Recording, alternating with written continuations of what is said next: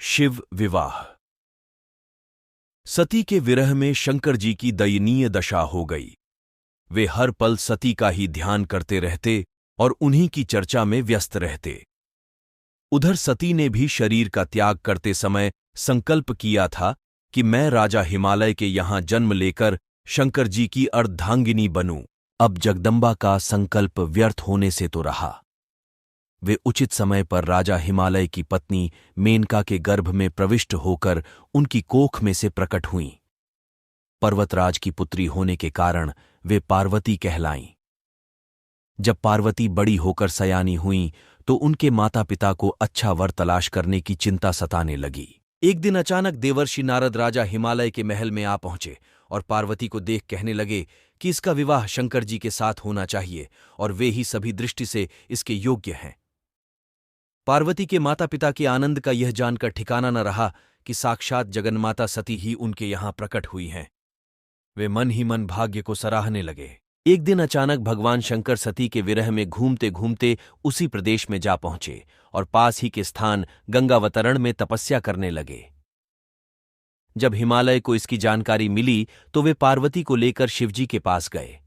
वहां राजा ने शिवजी से विनम्रतापूर्वक अपनी पुत्री को सेवा में ग्रहण करने की प्रार्थना की। शिवजी ने पहले तो आनाकानी की, किंतु पार्वती की भक्ति देखकर वे उनका आग्रह न टाल न सके। शिवजी से अनुमति मिलने के बाद तो पार्वती प्रतिदिन अपनी सखियों को साथ ले उनकी सेवा करने लगीं। पार्वती हमेशा इस बात का सदा ध्यान रखती थीं कि शिवजी को किसी भी प्रकार का कष्ट न हो। वे हमेशा उनके चरण धोकर चरणोदक ग्रहण करतीं और षोडशोपचार से पूजा करतीं। इसी तरह पार्वती को भगवान शंकर की सेवा करते दीर्घ समय व्यतीत हो गया, किंतु पार्वती जैसी सुंदर बाला से इस प्रकार एकांत में सेवा लेते रहने पर भी शंकर के मन में कभी विकार नहीं हुआ। वे सदा अपनी समाधि में ही निश्चल रहते। उधर देवताओं को तारक नाम का असुर बड़ा त्रास देने लगा। ये जानकर कि शिव के पुत्र से ही तारक की मृत्यु हो सकती है, सभी देवता शिव पार्वती का विवाह कराने की चेष्टा करने लगे। उन्होंने शिव को पार्वती के प्रति अनुरक्त करने के लिए कामदेव को उनके पास भेजा, किंतु पुष्पायुद्ध का पुष्पबाण भी शंकर के मन को विक्षुब्ध न कर सका। उलटा कामदेव उनकी क्रोधाग्नि से भस्म हो गए। इसके बाद शंकर भी वहां अधिक रहना अपनी तपश्चर्या के लिए अंतराय रूप समझ कैलाश की ओर चल दिए। पार्वती को शंकर की सेवा से वंचित होने का बड़ा दुख हुआ, किंतु उन्होंने निराश न होकर अब की बार तप द्वारा शंकर को संतुष्ट करने की मन में ठानी। उनकी माता ने उन्हें सुकुमार एवं तप के अयोग्य समझकर बहुत मना किया, इसीलिए उनका उमा तप न करो नाम प्रसिद्ध हुआ, किंतु पार्वती पर इसका असर न हुआ। अपने संकल्प से वे तनिक भी विचलित नहीं हुईं। वे भी घर से निकल उसी शिखर पर तपस्या करने लगीं जहां शिवजी ने तपस्या की थी। तभी से लोग उस शिखर को गौरी शिखर कहने लगे। वहां उन्होंने पहले वर्ष फलाहार से जीवन व्यतीत किया, दूसरे वर्ष वे पर्ण वृक्षों के पत्ते खाकर रहने लगीं और फिर तो उन्होंने पर्ण का भी त्याग कर दिया और इसीलिए वे अपर्णा कहलाएं। इस प्रकार पार्वती ने 3000 वर्ष तक तपस्या की। उनकी कठोर तपस्या को देख आर्षि मुनि भी दंग रह गए। अंत में भगवान आशुतोष का आसन हिला।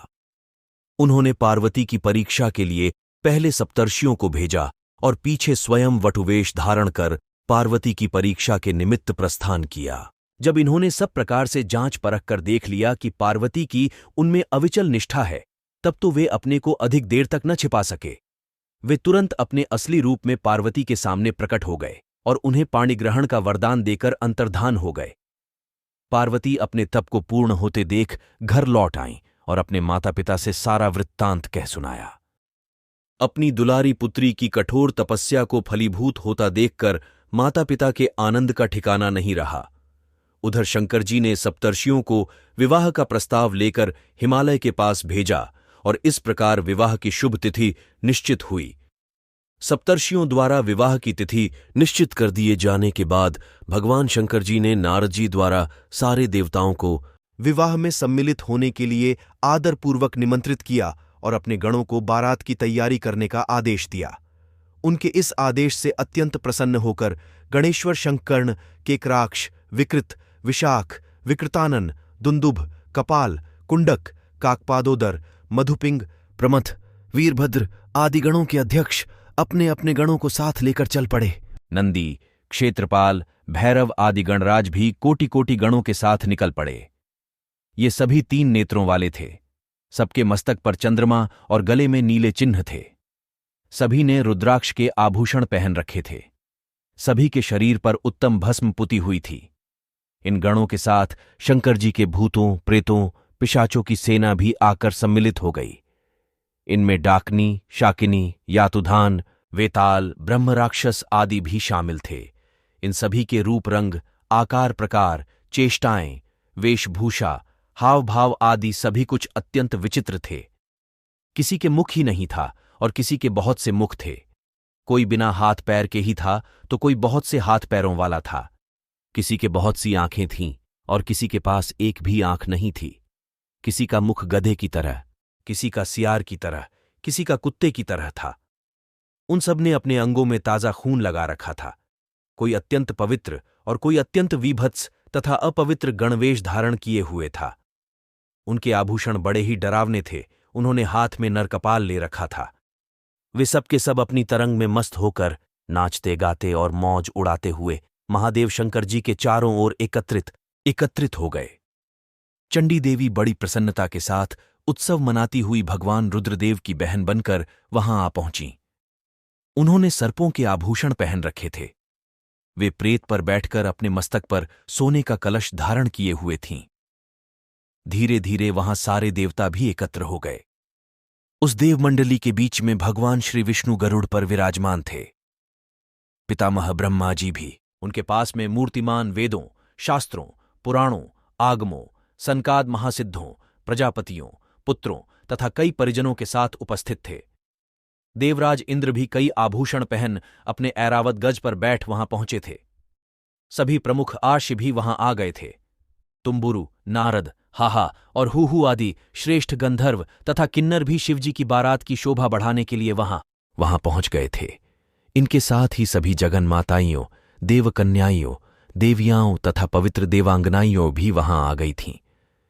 इन सभी के वहां मिलने के बाद भगवान शंकर जी अपने स्फुटिक जैसे उज्ज्वल सुंदर वृषभ पर सवार हुए।